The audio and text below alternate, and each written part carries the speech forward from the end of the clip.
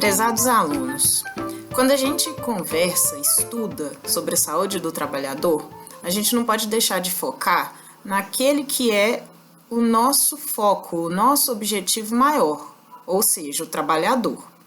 Sendo assim, vamos observar essas imagens e vamos pensar no conceito de trabalhador que a gente já começou a ver, que a gente já viu o conceito no início dessa unidade. Sabendo o conceito de trabalhador, a gente pode dizer que todos esses que estão nas imagens apresentadas representam trabalhadores, certo? Muito bem. E aí eu pergunto para vocês, vamos pensar, o que todos esses trabalhadores têm em comum? Esses e todos os outros trabalhadores que existem, todas as outras categorias profissionais que existem. O que todos eles têm em comum? Vou dar 30 segundos para vocês pensarem.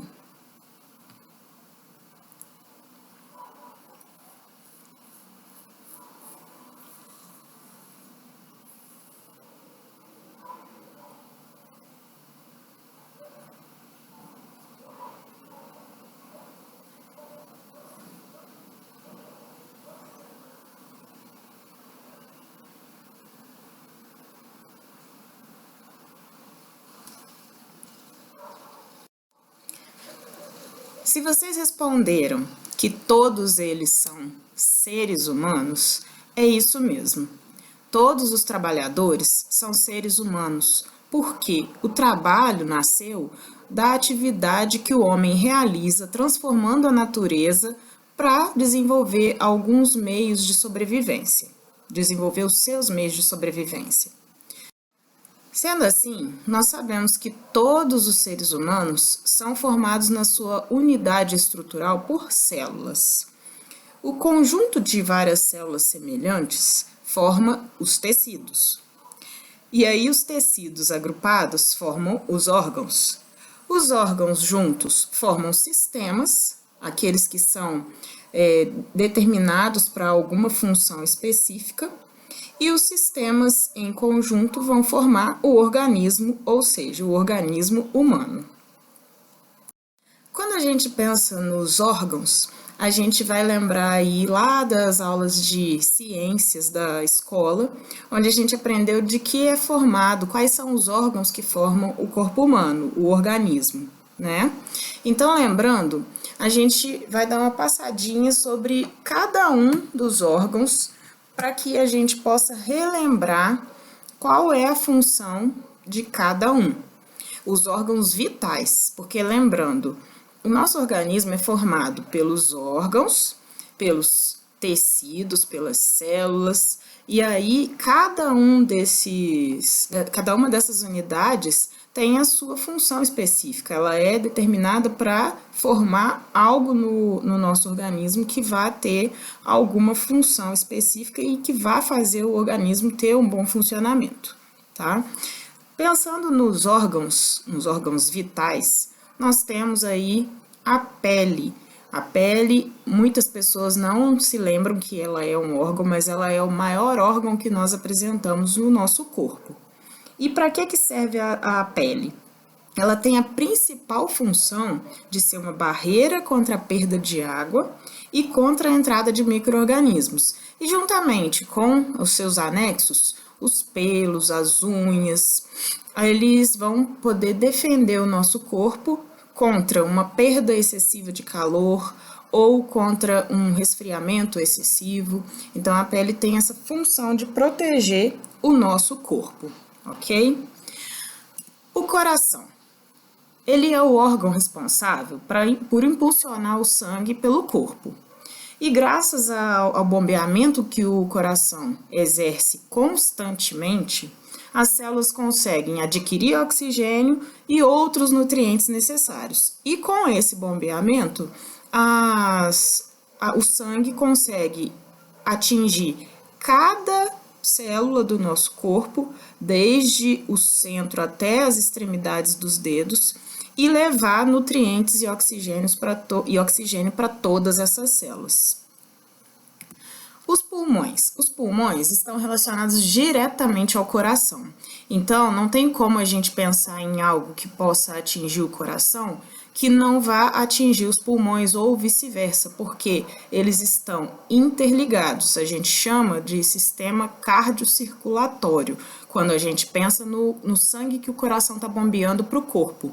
Mas o coração, antes de bombear o sangue para o corpo, ele tem que bombear o sangue para os pulmões para que o pulmão possa oxigenar o sangue e retirar o CO2, que é tóxico para as nossas hemácias, para as nossas células vermelhas do nosso corpo. Então, o sangue vai do coração para o pulmão retira o CO2, devolve o sangue rico em oxigênio para o coração bombear o sangue rico em oxigênio para o corpo todo, ok? O estômago. O estômago é o órgão no qual ocorre parte da digestão que foi iniciada na boca. Daí, uma estrutura tubular chamada de esôfago permite que o alimento seja conduzido da boca até o estômago, que é o órgão responsável pela produção do suco gástrico, que vai trabalhar ali na digestão do bolo alimentar e transformar esse bolo de forma que ele possa ser conduzido para o intestino. Uma vez que o bolo alimentar foi levado para o intestino, é lá que vai ocorrer o final do processo de digestão, especificamente no intestino delgado. No intestino delgado, além de ocorrer o final da digestão, vai acontecer também a absorção da maioria dos nutrientes que são retirados do alimento. Do intestino delgado, o bolo vai para o intestino grosso e é onde ocorre a absorção de água e a formação das fezes que posteriormente vão ser eliminadas pelo reto e pelo ânus. Todos esses sistemas, estômago, esôfago, estômago, intestino delgado, intestino grosso, formam o sistema gastrointestinal, todos esses órgãos. E aí nós vamos ter que também, atuando juntamente a esses órgãos, no sistema digestório, tem o fígado e o pâncreas. O fígado apresenta diversas e diferentes funções, que são fundamentais para o funcionamento do nosso organismo. O fígado secreta bile, que funciona como um detergente, que vai auxiliar na dissolução e no aproveitamento das gorduras. Além disso, ele armazena glicose, produz proteínas que são importantes para o nosso organismo, desintoxica o organismo, sintetiza colesterol, atua na defesa imunológica quando ele filtra os micro-organismos e transforma a amônia em ureia. Lembrando que a ureia, ela sendo esse produto da transformação da amônia, a amônia ela não pode ser eliminada diretamente do fígado pelo organismo, porque ela é prejudicial e pode levar o indivíduo até um estado de coma. Então, o fígado ele tem essa função de transformar a amônia em ureia, que vai ser eliminada pela urina. Além disso, o pâncreas, que é uma glândula, ele não é considerado um órgão, é uma glândula, mas é uma glândula muito importante quando a gente fala do sistema gastrointestinal, porque ele é responsável pela produção de insulina, e é a insulina que vai controlar o nível de glicemia, de glicose no nosso sangue, o nível de açúcar no nosso sangue. Quando o pâncreas não está funcionando adequadamente, o açúcar, a glicose, vai ser eliminada diretamente na urina, e isso pode gerar um quadro de diabetes no paciente, que vem a contribuir para prejudicar todos os demais sistemas, coração, pulmões, fígado e até mesmo os rins. O baço, que também faz parte aí dos órgãos do nosso corpo, ele tem uma função imunológica e uma hematológica, ou seja, quando ele está atuando, tem uma parte dele que atua com a função imunológica, ele produz e armazena células de defesa para o nosso organismo, aquelas células que são chamadas células brancas, são os soldadinhos de defesa do nosso organismo. E quando a gente pensa na parte do baço que atua enquanto tendo uma função hematológica, ele destrói as células vermelhas do nosso corpo, do nosso sangue, que estejam com defeito ou que já estejam muito envelhecidas. Os rins são órgãos do sistema urinário e são responsáveis pela produção de urina. Então, os rins vão trabalhar lá junto com o fígado na excreção da ureia e de outros componentes também que são prejudiciais para o nosso organismo. A partir da produção de urina pelos rins, nós vamos ter a bexiga enquanto um órgão de armazenamento. A bexiga vai funcionar como um local para armazenamento da urina que foi produzida pelos rins, que desceu pelos ureteres e vai ficar armazenada ali na bexiga até que seja eliminada pela uretra.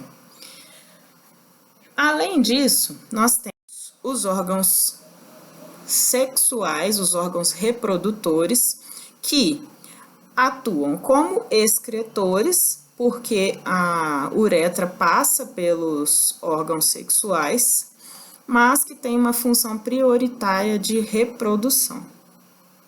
Os órgãos genitais femininos e masculinos vão ter as glândulas, no caso da mulher, os ovários, no caso do homem, os testículos, que são aí responsáveis pela gametogênese, ou seja, pela produção dos espermatozoides no homem e dos óvulos na mulher, que vão formar aí o embrião e virar um bebezinho futuramente. Então, os órgãos genitais também fazem parte aí do sistema reprodutor, são os que fazem parte do sistema reprodutor e também são responsáveis, através das glândulas, pela produção dos hormônios sexuais. Por último, e não menos importante, nós vamos falar do cérebro. O cérebro, juntamente à medula espinhal, que percorre toda a nossa coluna vertebral, que é protegida pela nossa coluna vertebral, cérebro e medula espinhal formam o sistema nervoso central, que tem como função regular a maior parte das funções corporais e mentais, inclusive as atividades vitais que todo mundo realiza, como comer, respirar, dormir, pensar, lembrar, andar, falar, entre várias outras atividades que nós realizamos no nosso dia a dia. Assim, o bom funcionamento cerebral é essencial para uma vida saudável, porque é o cérebro que vai controlar a maioria dessas funções que os órgãos realizam para manter o bom funcionamento do nosso organismo. Então, todos os comandos vão sair do cérebro, vão descer pelos nervos cranianos, pelos pares de nervos cranianos, e depois pelas espinhas vertebrais, que têm as suas inervações que levam os estímulos nervosos do cérebro para todo o organismo e, inclusive, para os órgãos. Então, o nosso coração, ele não bate de maneira voluntária, ele é uma atuação involuntária que, independente da minha vontade, independente de eu querer ou não, o meu coração está batendo o tempo todo. Já a respiração, eu tenho um controle maior sobre ela. No entanto, a função de o coração levar o sangue até o pulmão para ser oxigenado é também controlada pelo cérebro. A parte da motilidade, de empurrar o bolo alimentar lá do esôfago para o estômago, do estômago para os intestinos, também é controlada pelo cérebro. A função hepática também é controlada pelo cérebro e assim por diante para manter um bom funcionamento corporal. Além desses órgãos que nós conversamos, que são extremamente importantes aí para o nosso organismo. Há também o sistema musculoesquelético, o sistema endócrino, tegumentar, linfático e outros tantos que juntos vão auxiliar aí nos nossos movimentos, por exemplo, como é o caso do sistema músculo-esquelético, que na atuação dos músculos com os ossos tem essa função de fazer a movimentação do nosso corpo, a contração dos órgãos, a proteção dos órgãos, que é o caso dos ossos, da coluna vertebral, que protege aí a nossa medula.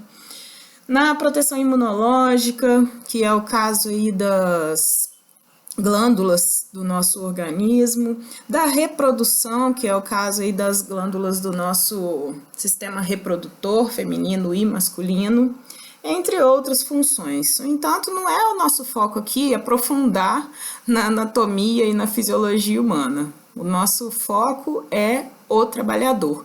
E para a gente pensar, para a gente estudar o trabalhador, a gente não poderia deixar de entender um pouco, de reforçar um pouco aquilo, de entender os princípios básicos daquilo que faz com que o nosso trabalhador continue atuante nos serviços e que ele tenha uma boa qualidade de vida.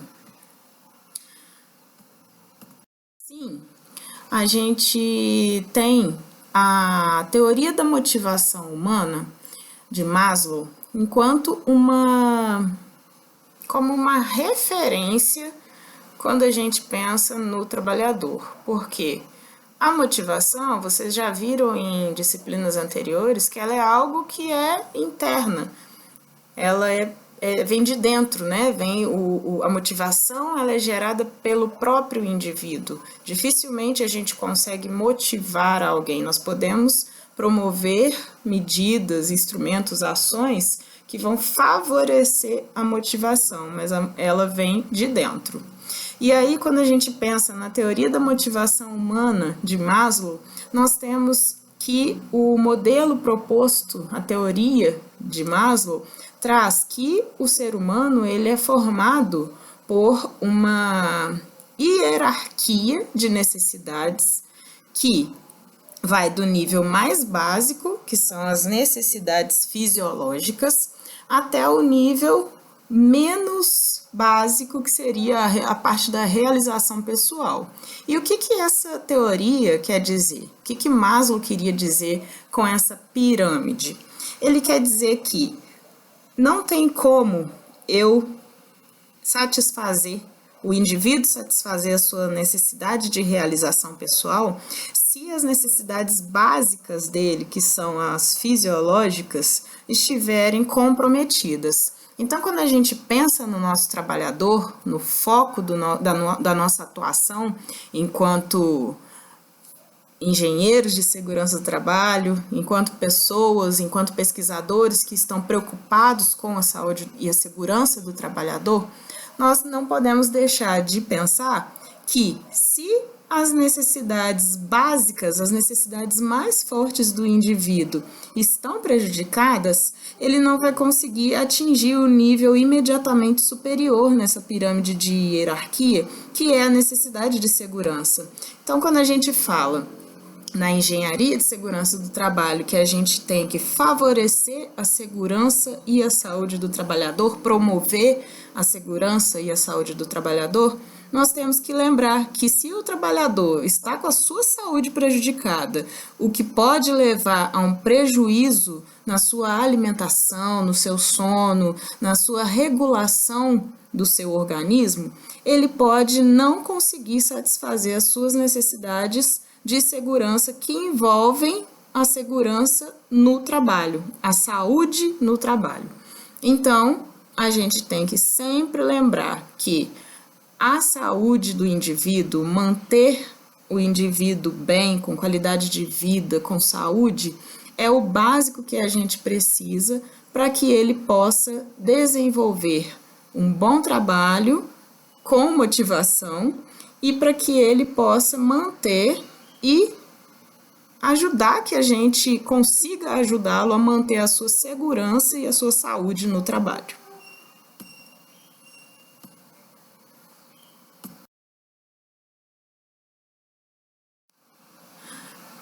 Essas foram as referências utilizadas para esse diálogo.